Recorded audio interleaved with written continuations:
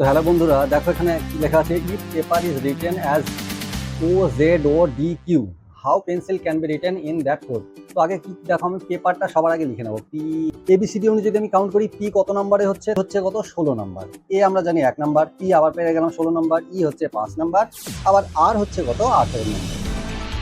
এইবার পি সমান কত রিটেন অ্যাজ জেড, OZODQ বলেছে, তাই না? তাহলে এবার এর নাম্বারগুলো আমরা দেখবো। ও হচ্ছে কত 15 নাম্বার, আবার জেড হচ্ছে তোমার 26 নাম্বার, ও আবার পেলাম কত 15 নাম্বার, ডি কত 4 নাম্বার, কিউ কত না 17 নাম্বার। এবার একটা জিনিস লক্ষ্য করো, এই যে দেখো এখানে কত আছে কিউ সমান ও, তাহলে এখানে দেখো 16, তার ঠিক আগের সংখ্যাটা হয়েছে 15। আবার এ যেহেতু আছে, এর আগের সংখ্যা কত, লাস্ট সংখ্যা হচ্ছে যেহেতু, তাহলে এর আগের সংখ্যা হচ্ছে দেখো জেড হয়ে গেছে 26। আবার পি আছে 16, তাহলে পি এর আগের সংখ্যাটা কত হয়েছে, ও এই দেখো 15 হয়েছে। আবার ই আছে 5, তার আগের সংখ্যাটা হয়েছে 4, ডি।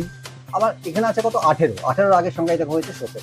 তাহলে আমাকে বের করতে হবে পেন্সিল সমান কত, মানে পেন্সিলটা আমি লিখে নেবো আগে PENCIL, তাই না? তাহলে পি কত নাম্বার হচ্ছে, পি হচ্ছে তোমার 16 নাম্বার, ই হচ্ছে 5 নাম্বার, এন কত নাম্বার, এন হচ্ছে তোমার 14 নাম্বার, সি হচ্ছে 3 নাম্বার, আই হচ্ছে 9, আর এল হচ্ছে 12 নাম্বার।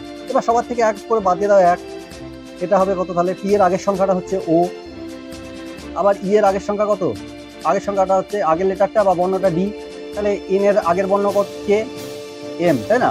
আবার সি এর আগের বর্ণ কে ডি, আই এর আগের বর্ণ কে এইচ, আবার এল এর আগের বর্ণ কে কে। তাহলে উত্তর কি হলো, ODMBHK। এই দেখো এ হয়ে গেল তোমার উত্তর।